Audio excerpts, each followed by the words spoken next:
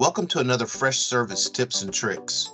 My name is Bobby McCullough, Solutions Engineer with Flycast Partners. Today we're going to talk about how to manage custom asset types and custom asset fields. So the asset types allow you to classify the different types of assets that you might have. So for instance here, if we look, you've got a hardware class. Beneath the hardware class, you have the computer class. Beneath the computer class, you've got desktops, laptops, and servers. If we drill down into servers, you see you've got VMware servers, Solaris, AIX, Unix, Windows. Each of these might have their own data elements that you might need to track. It allows you to separate and classify those devices. And then by classifying them differently, for example, you're classifying a desktop and a laptop separately, you're able to track different data elements on those different classes. We're looking at an out-of-the-box default asset type that's available within Freshservice. This is for a laptop device. Within any asset type that you have by default or you create, you're going to have a certain set of default fields. Those are all going to be these properties. Think of these as the assignment properties. It's in use, and so what's its impact? Maybe you want to define its state. That could be in stock. How is it being used? Is it a loaner or a permanent device? Where is it assigned and to whom and when? So all of those are going to be available on any of the asset types that you have in the system.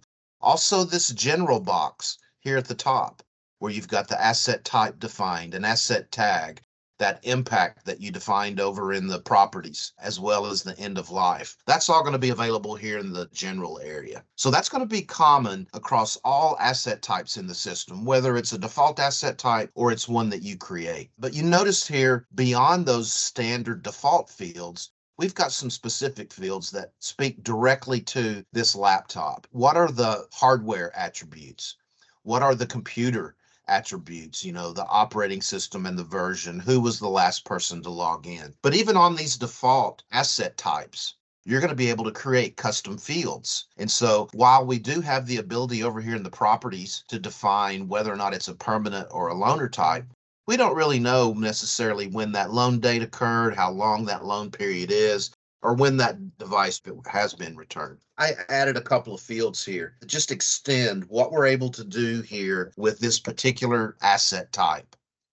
Now, if we go back to my list of assets, let's take a look at a custom asset type, a fire extinguisher. So we can see here that we've got those same default properties, its impact, where is it assigned and to whom, when did that occur, and so on. The asset type and tag and impact, those same standard fields. But I've also got some other fields here that help me track this device. This is a fire extinguisher.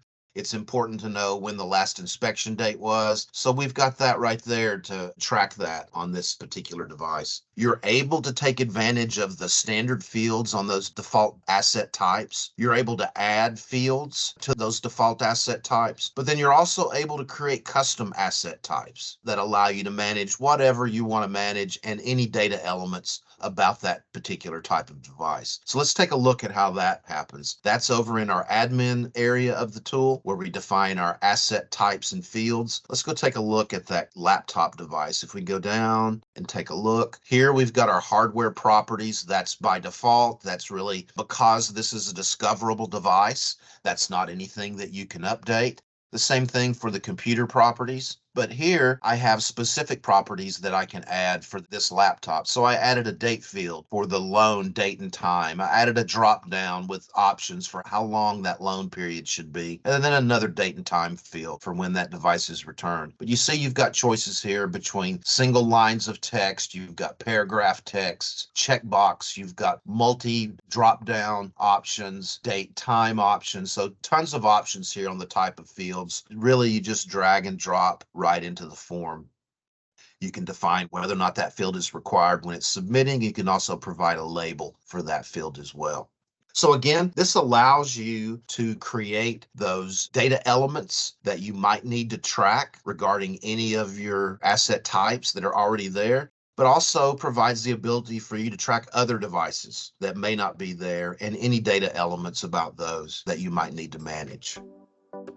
Flycast Partners hopes you've gained something valuable out of today's lesson.